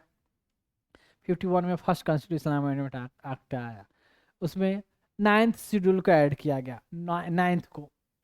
9th शेड्यूल में क्या है, जिसमें आपको मैंने अभी बताया था ना कि 9th शेड्यूल में इन्होंने बना दिया था कि कोई भी उसमें कोई भी मैटर को पार्टिकुलरली स्टेट से के एक्ट होते हैं, लैंड रिफॉर्म्स रिलेटेड एक्ट, अगर उसको ऐड कर दिया जाए उसमें मतलब उसमें मेंशन कर दिया जाए तो इम्यून होगा जुडिशियल रिव्यू से। तो वो था शेड्यूल 9। और 10th शेड्यूल जो आया था 1900 आपका 85 में एंटी डिफेक्शन लॉ से रिलेटेड है। 85-86 के आसपास में 10th शेड्यूल आया। और जो रहा 11th और 12th की बात, 11th शेड्यूल में जानते हैं आप पंचायत के बारे में जो है, और 12th शेड्यूल में जो है आपका म्यूनसिपालिटी, जो 73rd constitutional amendment 73 74 constitutional amendment act द्वारा 10th 11 मतलब 11th एंड 12th शेड्यूल आया। तो ये था ऐसे, तो ऐसे 4 शेड्यूल ऐड हो गए। मैंने बता रहा हूँ जो डेट वेट जो बता रहा हूँ ना, कौन सा अमेंडमेंट एग्जाम में आता है, इसलिए मैं बोल रहा हूँ। मैं पागल नहीं हूँ कि मैं ऐसे बोल रहा हूँ, मैं जो भी बता रहा हूँ कहीं ना कहीं उसका किसी न किसी चीज़ से उसका लिंक है, उसका सिग्निफिकेंस है, आ चुका है या डिफरेंट एग्जाम में और आएंगे, या उससे कहीं ना कहीं लिंक से क्वेश्चन आए हैं, इसलिए मैं बोल रहा हूँ। तो मतलब ये मत समझे कि मैंने इतने सारी क्या क्या कचरा कचरा चीज़ें, अभी भले कचरा अगर लगता हो कि ये कहाँ कहाँ इतनी सारी बातें मेरे दिमाग में नहीं आता, मुझे समझ में नहीं आता भाई इतना, लेकिन एटलीस्ट जो सामने रखा गया है उसको तो आपको एक कंप्लीट नोट के फॉर्म में है, इसको तो अभी के लिए आपको पूरा मेमोराइज करना ही करना है। बाकी मैं जो इधर उधर की जो और जो लिंक करके बता रहा हूँ मैं इसलिए, ताकि अभी वाले जो बातें डायरेक्ट रटने जैसा ना हो, आपको समझ में आए कि हाँ क्या चीज़ है ये, क्यों आया, पर्पस क्यों आया, कब आया, ये आपको पता रहना चाहिए। तो ऐसे नहीं पता रहेगा तो ऐसे याद करोगे भूल जाओगे, इसलिए मैं वो सब चीज़ के बारे में बताता हूँ। बाई चांस वो जो पूरी बाहर की जो बातें इधर से लिंक बता रहा हूँ ना याद रहता हो तो आगे चर्चा होगा, उसका आगे फर्दर मैं डिस्कशन करूंगा, कहीं ना कहीं है इसको डिस्कशन। तो उसके लिए उतनी पैनिक होने की बात नहीं है कि एक साथ में इतने सारे कंटेंट फैक्चुअल बातें इतनी सारे बहुत डिफिकल्ट हो रही है, नहीं, धीरे धीरे एटलीस्ट कम से कम ये कोशिश करना है कि जो सामने रखा हुआ है ये आपके सामने बेस्ट से बेस्ट नोट्स रखने की मैंने कोशिश की है, इसको पूरा मगअप करना ही करना है। अब आ, आपको पहले भी पता है कि जब मैं कुछ भी पढ़ाता हूँ तो बीच में क्वेश्चन लाता ही लाता हूँ, अगर पूछे गए एग्जाम में पर्टिकुलरली सिविल सर्विसेज में ही तो पूछे गए तो जरूर लाऊंगा। अभी तक आएगा क्वेश्चन, देखें धीरे धीरे। तो भले, तो आपको पता जब क्वेश्चन आता है तो बच्चों को लगता है कि हाँ भाई ये तो पढ़ने या याद करने की चीज़ें हैं, और जब तक क्वेश्चन देखते नहीं तो सब लगता है कि ये सब तो ऐसे ही है, ऐसे कुछ नहीं पूछा जाएगा, कुछ नहीं यार पलटो, ये सब तो कौन कुछ क्वेश्चन पूछेगा, ये सब तो क्वेश्चन से कोई नहीं पूछता है, कंसेप्ट वाली चीज़ें पूछेंगे, कंसेप्चुअल चीज़ एग्जाम में आती तो कोई नहीं। तो अब देखें, कहते हैं कि जो वर्ल्ड की जो लॉन्गेस्ट कॉन्स्टिट्यूशन है उसमें हमारा इंडिया अपर लेवल अपर है, मतलब सबसे ऊपर इंडिया है। इतने सारे वर्ड हैं, आपको वर्ड जानने की जरूरत नहीं कितने वर्ड हैं।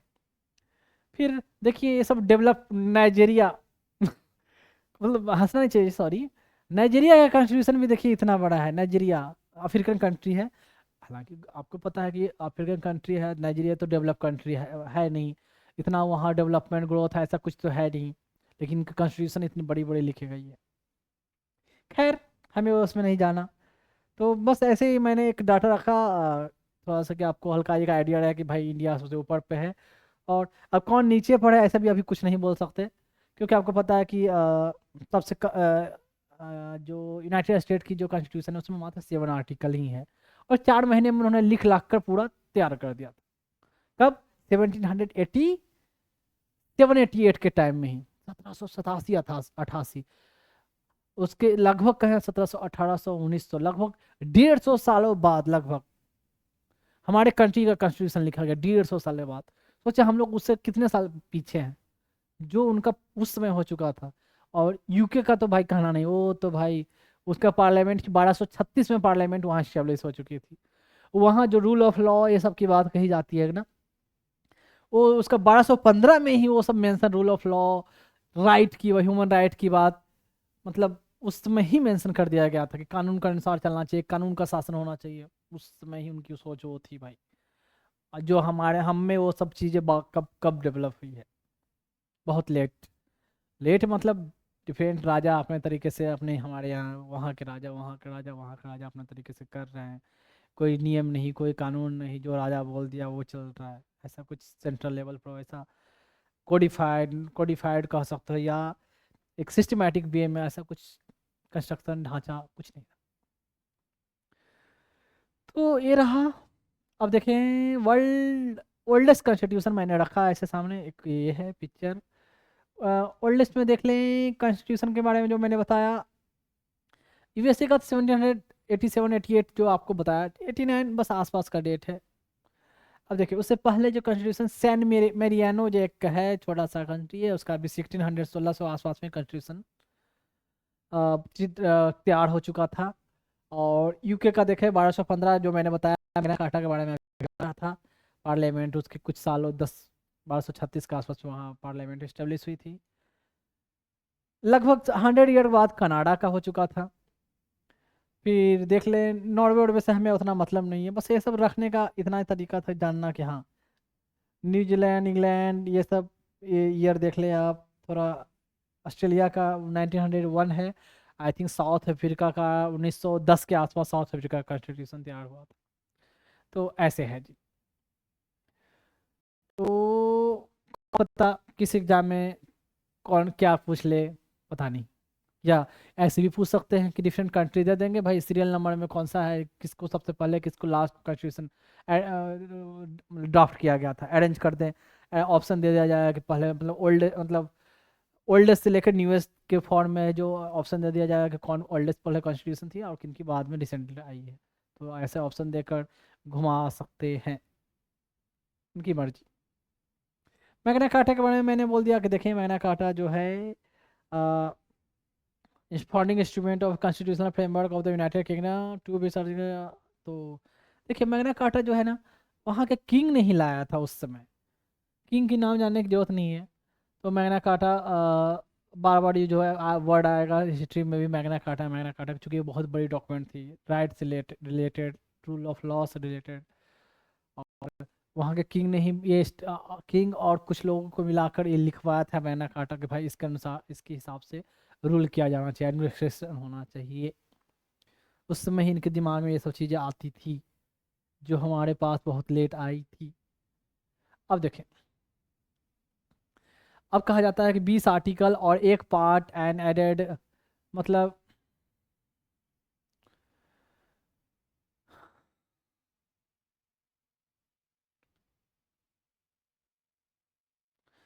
कहा जाता है क्या कि बस कुछ नहीं, जो सेम बात मैंने बोला था, कुछ आर्टिकल को हटाया गया था, रिपील किया गया था, और कुछ पार्ट को भी रिपील किया गया था। तो ये दो को हमने हटाया था, कुछ 20 आर्टिकल और पार्ट 7 को। और उसके उसके अलावा हमने इतने सारे 95 आर्टिकल जोड़े, इतने पार्ट जोड़े, और ये शेड्यूल जोड़ा जो मैंने अभी कुछ देर पहले अभी बता दिया था कैसे शेड्यूल कौन कौन से ईयर में आए थे। यहाँ लिखने में थोड़ी मिस्टेक है, आप करेक्ट कर लें। वह 20 आर्टिकल्स एंड पार्ट इतना वर रिपील्ड कर दे, पर रिपील्ड एंड एडेड, इतने इतने आर्टिकल को ऐड किया गया। ये है, यहाँ रिपील छूट गई है। अब देखें क्या फैक्टर था इतना बड़ा लार्ज साइज का, मतलब तो हमारा कॉन्स्टिट्यूशन में फैक्टर क्या, पहले आप तो को पता होना चाहिए कि इसमें क्या क्या था। पहला में क्या है, यूनियन एंड इट्स टेरिटरी, ये सब चीज़ को डिफाइन किया गया है। स्टेट के फॉर्मेशन, ये सब चीज़ को डिफाइन किया गया है 1 से 4 के बीच में। 4 से फिर आप 5 से लेकर आप 12 तक जाओगे तो सिटीजनशिप के बारे में, किसको कौन सिटीजन हो सकते हैं, देश के नागरिक हो सकते हैं, कौन नहीं हो सकते, ये सब चीज़ें। फिर फंडामेंटल राइट 13 से लेकर शुरू होगा कि भाई आ, मतलब कोई भी लॉ कानून बनाया जाता है अगर पार्लियामेंट के द्वारा, स्टेट लेजिस्लेचर के द्वारा, अगर फंडामेंटल राइट को उल्लंघन होता है, उसके साथ तालमेल नहीं होता है, इनकन्सिस्टेंट हो, तो नल एंड वाइड होगा, ऐसे ऐसी बात। मतलब 13 से लेकर 30 कह सकते हो आप 35 तक जो है इसका फंडामेंटल राइट है। फिर 36 से लेकर आपका 51 तक है directive principle of state policy है। तो 51A में है आपका फंडामेंटल ड्यूटी, 52 से लेकर 151 तक ऐसे जाता है आपका यूनियन के बारे में जाता है, एग्जीक्यूटिव, लेजिस्लेचर, ये सब का प्रेसिडेंट, वाइस प्रेसिडेंट, उसकी चर्चा हुआ होगी, सुप्रीम कोर्ट। फिर स्टेट के बारे में वैसे चर्चा होगी 152 से लेकर आपको टू चले जाओगे आप 237 तक में। ठीक, तो ऐसे ऐसे डिफरेंट डिफरेंट, एक तो यूनियन, स्टेट, फिर उसके बाद आपका आएगा जैसे पंचायत का, म्यूनसिपाल्टी का डिस्कशन। फिर आएगा आपको यूनियन टेरिटरी के बारे में, आपका शेड्यूल ट्राइब के बारे में, शेड्यूल ट्राइब का से रिलेटेड आपका आर्टिकल्स आएगा। फिर आएगा आपका सेंट्रल स्टेट रिलेशनशिप से related article, finance, property, contract, suit, ये सब से रिलेटेड आर्टिकल। फिर इंटरकोर्स, ट्रेड, कॉमर्स, ये सब से रिलेटेड आर्टिकल आएगा। फिर ऐसे election, tribunal, special provision for different different classes, emergency provision, फिर आपका amendment of the constitution, sort, small special procedure, special का status for the different states के बारे में ऐसे आएगी, शॉर्ट, टाइटल्स, कमेंसमेंट, ये ऐसे करके डिफरेंट डिफरेंट बातें आ जाती है। तो कहते हैं कि जितना बड़ा कंट्री है, डाइवर्सिटी बहुत ज़्यादा है, डिफरेंट डिफरेंट कल्चर लोगों का अलग है, लैंग्वेज अलग है लोगों का। तो इसको देखते हुए कास्ट बहुत है यहाँ, रिलीजन बहुत है, उसमें ट्राइब्स बहुत है, लैंग्वेज बहुत है। तो ये सब चीज़ को देखते हुए कॉन्स्टिट्यूशन को ड्राफ्ट किया गया। ऐसे लैंग्वेज में भी आप देख लो ना, एक लैंग्वेज से रिलेटेड एक आर्टिकल, मतलब शेड्यूल ही आपका है। शेड्यूल 8 में देखें कितने लैंग्वेज की डिस्कशन है। ट्राइब से भी शेड्यूल देखेंगे, 5, 6 में देखेंगे कि शेड्यूल ट्राइब, शेड्यूल मतलब उनकी एडमिनिस्ट्रेशन की बात कही गई है। फिर शेड्यूल 6 में कहा गया है कि ट्रैवल एरिया के एडमिनिस्ट्रेशन की बातें कही गई है। तो ऐसे ऐसे लंबे सारे हर चीज़ को इंक्लूड किया गया है। तो इतनी डाइवर्सिटी को देखते हुए तो इतना बड़ा तो खींच जाना ही है। तो बस ये कहा गया, इतना ही है। फिर है कि हमने बहुत सारे चीज़ों 1935 मतलब पहले भी बताया था, क्वेश्चन आया था 1935 वाली एक्ट है, 1935 वाली गवर्नमेंट ऑफ इंडिया एक्ट से बहुत सारे कंटेंट को हमने लिया था। वो ऑलरेडी बहुत लेंथी था, लगभग 250 प्रोविजन हमने उससे निकाले और उसको हमने अपने कॉन्स्टिट्यूशन में जोड़ा। तो क्या क्या उसके मैंने आपको पहले ही बताया था, क्वेश्चन आया था, 1935 एक्ट से हमने क्या क्या लिया था। तो पहले ऑलरेडी ये डिस्कस कर चुका हूँ, आगे भी थोड़ी बहुत आएगी, मैं बताऊंगा ऐसे। तो इस बहुत सारे प्रोविजन लिए हैं उससे, एडमिनिस्ट्रेशन का खासकर प्रोविजन हमने 1935 से एक्ट से लिया और उसको हमने कॉन्स्टिट्यूशन में अपना मेंशन करवा दिया है। क्या एडमिनिस्ट्रेशन का प्रोविजन, जैसे आप देखते हो ना कि सेंट्रल स्टेट में जो है क्या रिलेशन है उसका, लेजिस्लेटिव रिलेशन, एग्जीक्यूटिव के लेवल पर, लेजिस्लेचर के लेवल पर क्या उनका सेंट्रल स्टेट का रिलेशन है। फिर उसके अलावा जितना बाकी प्रेसिडेंट का, वाइस प्रेसिडेंट का, सुप्रीम कोर्ट का बारे में जो भी मेंशन है, कंप्ट्रोलर एंड ऑडिटर जनरल, हर चीज़ को कॉन्स्टिट्यूशन में मेंशन है। स्टेट के लेवल पर गवर्नर का, चीफ मिनिस्टर का, फिर उनके काउंसिल ऑफ मिनिस्टर का, हाई कोर्ट का। तो हर चीज़ को उसमें ऐसे मेंशन किया गया डिफरेंट डिफरेंट तरीके से। तो इस कारण बहुत लंबी कॉन्स्टिट्यूशन हो जाती है और क्या। तो जो है ये जो मैंने बोला है कहीं ना कहीं समरी ये सब है, इतना है, ज़्यादा मैं एक लाइन बोलूँगा नहीं, बोलने की ज़रूरत नहीं है। आपको नोट करना होगा तो नोट्स के फॉर्म में आप चाहे तो देखकर नोट कर सकते हैं। अब देख लें एक क्वेश्चन, थोड़ा इसको और छोटा कर देता हूँ। हाँ जी, कंसिडर द फॉलोइंग स्टेटमेंट। 2005 में क्वेश्चन पूछा गया, the constitution of India has 20 part, 20 parts हैं, गलत, 22 पार्ट्स हैं।